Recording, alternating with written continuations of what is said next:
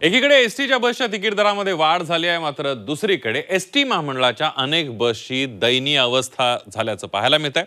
या भंगार आणि मोडकळीस आलेल्या बसमधून दररोज विद्यार्थ्यांसह वयोवृद्ध नागरिकांना प्रवास करावा लागतो आणि त्यामुळे एसटी बसमध्ये सुविधा उपलब्ध करून द्या, त्यानंतरच तिकीट दरामध्ये वाढ करा अशी मागणी प्रवाशांमधून होताना दिसते। बघूया।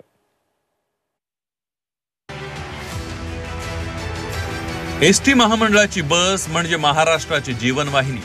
याच एसटी बसनं महाराष्ट्रातील खेड्यापाड्यांना जोडलंय। राज्य परिवहन मंडळानं एसटी बसच्या तिकीट दरात वाढ केली आहे। एकीकडे एसटीची भाडेवाढ करण्यात आली आहे, तर दुसरीकडे एसटीच्या मोडकळीला आलेल्या भंगार बसेसमधून विद्यार्थी आणि नागरिकांना जीवघेणा प्रवास करावा लागतोय। ही बघा एसटी महामंडळाच्या बसची अवस्था। अत्यंत भंगार आणि खराब अवस्थेत असलेल्या एसटी बसमध्ये नंदुरबार जिल्ह्यातील विद्यार्थी आणि वयोवृद्धांना दररोज प्रवास करावा लागतोय। अनेक बसेसच्या काचा सुटलेल्या आहेत, काही बसेसचे पत्रे निघालेले आपल्याला दिसतात। त्यामुळे भाडेवाढ करण्याआधी एसटी बसेसचा दर्जा वाढवण्यात यावा अशी मागणी प्रवाशांकडून करण्यात येते।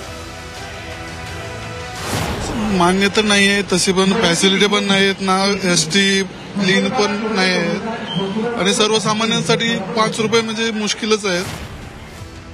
एसटी भाडेवाढीच्या निर्णयामुळे एसटीच्या प्रवाशांमध्ये संतापाचं वातावरण निर्माण झालंय। एकीकडे महागाईचं संकट असताना आता एसटीच्या भाडेवाढीमुळे खिशाला आणखी कात्री बसणार असल्याची भावना सर्वसामान्य प्रवाशांनी व्यक्त केली आहे। एका ठिकाणी 15 लाख रुपये देतो म्हणून केंद्र सरकारने जे आपल्याला आश्वासन दिलं होतं ते 1500वर आलं।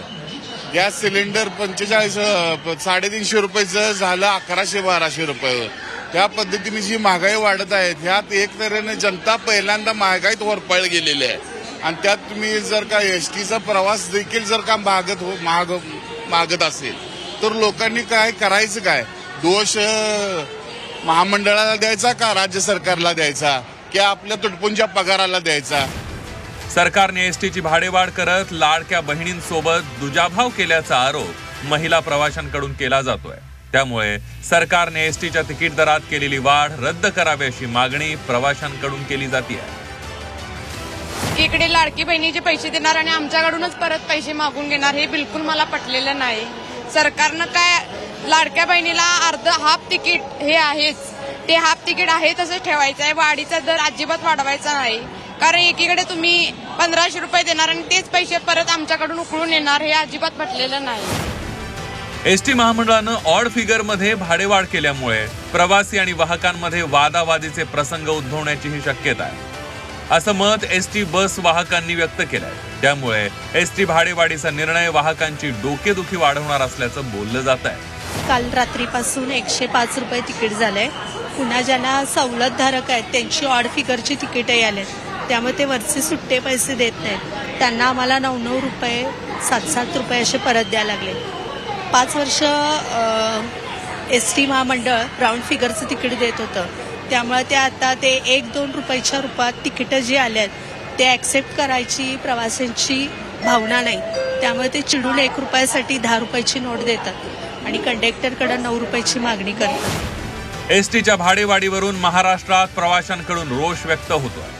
भाडेवाढ करण्याआधी एसटी बसमध्ये सुविधा उपलब्ध करून देण्याची मागणी केली जाते। त्यामुळे सरकारला एसटी प्रवाशांच्या रोषाचा सामना करावा लागतोय।